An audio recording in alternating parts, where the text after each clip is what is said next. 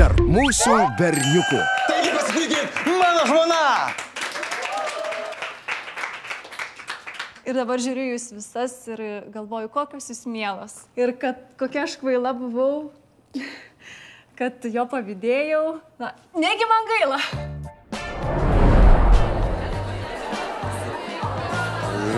Irutė, bendradarbė čia mano. Bendradarbė. Mes porą metų jūs retkarčiais. Tai čia, tai ten. Tai kodėl taip retkarčiais tokia mielutė? Tikrai nelabai tu žinai.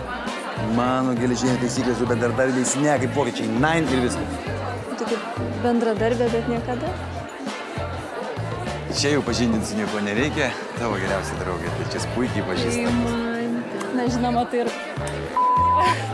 Turėsim apie ką pasikalbėti. Apie ką kalba vyrai, kai jų negirdi moterys.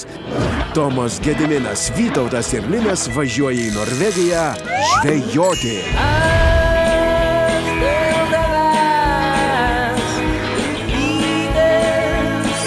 Kinuose nuo sausio 1.